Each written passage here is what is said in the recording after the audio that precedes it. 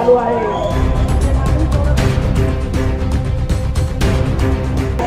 Emergency methods of removing casualty या पद्धतीने या लोकांना मागील आठवड्यात काश्मीर पहलगाम येथे झालेल्या पाकिस्तानी दहशतवादी हल्ल्याच्या निषेधार्थ भारत सरकारने 7 मे रोजी सिंदूर ऑपरेशन यशस्वी केले आहे।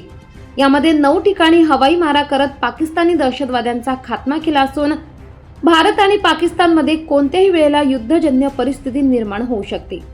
याच पार्श्वभूमीवर नाशिक शहरातील रामकुंड येथे नागरिक संरक्षण दल व होमगार्ड यांच्या मार्फत मॉक ड्रिल घेण्यात आले। या दरम्यान नागरिकांनी घाबरून न जाता कोणत्याही अफवांवर विश्वास न ठेवण्याचे आवाहन नागरिक संरक्षण दल व होमगार्ड यांच्या मार्फत मॉक ड्रिल दरम्यान करण्यात आले। आग लागलेली आहे, आग विझवण्याचं काम फायर ब्रिगेड मार्फत होत आहे।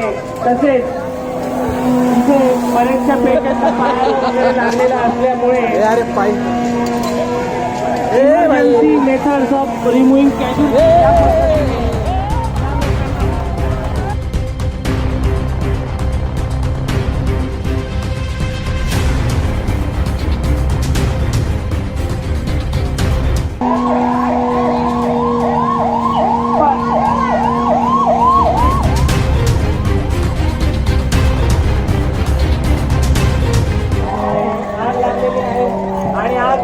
काम चालू आहे।